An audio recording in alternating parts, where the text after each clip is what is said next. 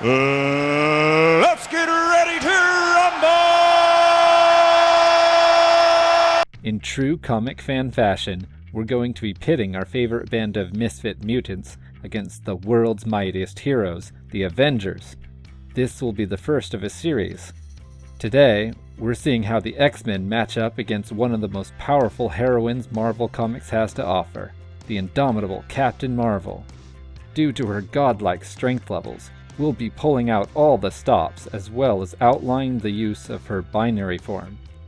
Only denizens of Krakoa can be considered for this list. With that out of the way, let's see how Miss Danvers fares in Xavier's schoolyard, shall we?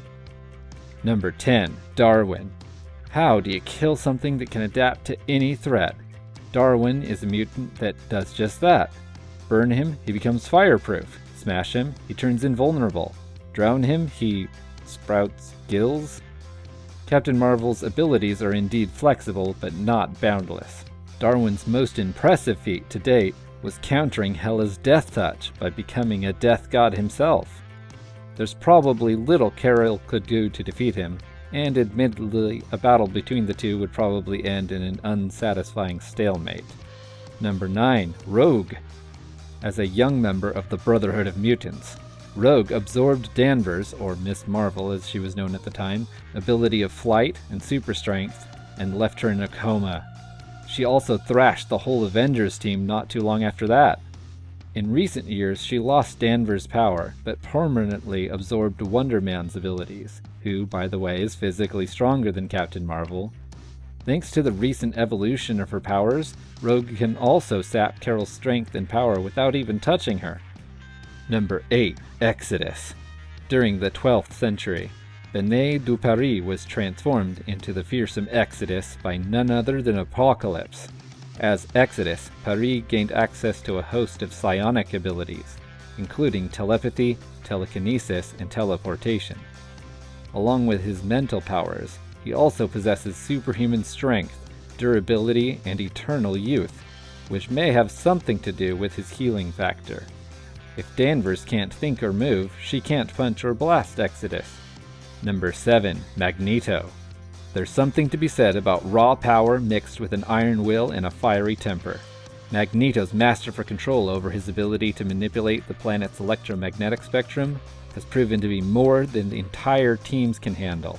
The X-Men and the Avengers have both failed to effectively pierce his defenses, while he's been able to find ways around their combined strength on several occasions. He's even conquered the United States in other realities. If all the Avengers couldn't stop him, then what's one alone going to do? Number 6. Apocalypse. Widely considered the first mutant, though I'm sure Selene beats him out by a few centuries. En-Sabah-Nur, or Apocalypse as he's known to less worthy, is and always has been amongst the strongest beings on the planet. Centuries ago, he handedly defeated a young Thor with little to no effort. On more than one occasion, he's defeated the combined efforts of entire teams of X-Men. Why is this significant? Well, Captain Marvel has been bested by just a single X-Man more than once. Apocalypse's immense strength, ability to regenerate, project energy, manipulate his mass and density at will, have overwhelmed many, and I don't see Danvers getting the best of him. 5. Jean Grey. There aren't many humans who can say that they impressed not one, but two cosmic forces. Jean Grey has used her tremendous psionic abilities to stave off Lady Death not once, but twice, as a child and then again as a young woman. Both feats attracted the attention of the Phoenix Force, which eventually chose her as a host. Jean, even without the use of Cerebro, can reach across the globe and touch dozens of minds simultaneously, and her telekinesis is second to none. Carol would find herself at a disadvantage if Jean focused her attention on her. Number 4. Betsy Braddock.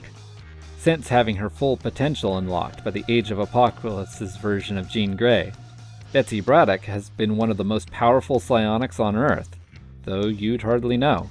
You see, she's also one of the best hand-to-hand combatants on the planet as well. Carol Danvers is a seasoned Air Force officer, but by no means an expert in martial arts like Betsy. A woman that's fought the likes of Wolverine, Sabretooth, and a host of others is out of the captain's league. Combine Betsy's fighting skills with her psionic powers and newly acquired magic-fueled Captain Britain abilities, she'd be too much for Danvers to handle. Number 3. Vulcan. The former emperor of the Shi'ar Empire is by far one of the most incredibly powerful mutants alive. Living up to his Summers clan bloodline, he can manipulate and absorb energy with little exception. Like Danvers, he doesn't need to breathe and can survive in the vacuum of space.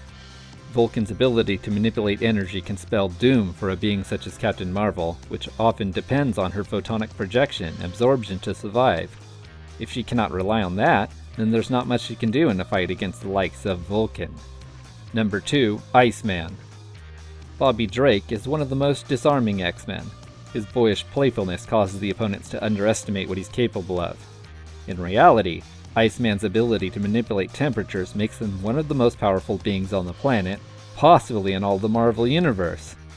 When Iceman manipulates temperatures to create ice, it's only the tip of the iceberg, pun intended. What he's doing is slowing down molecules, which in turn results in ice.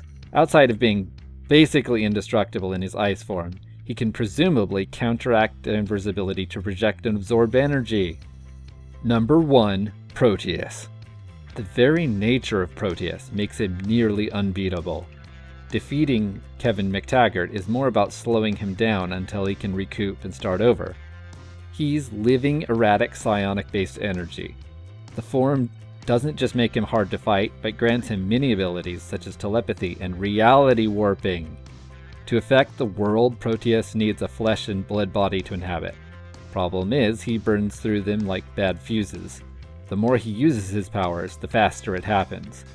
Funny enough, Danvers' ability to absorb and process energy might make her the perfect host, thus a permanent home for Proteus.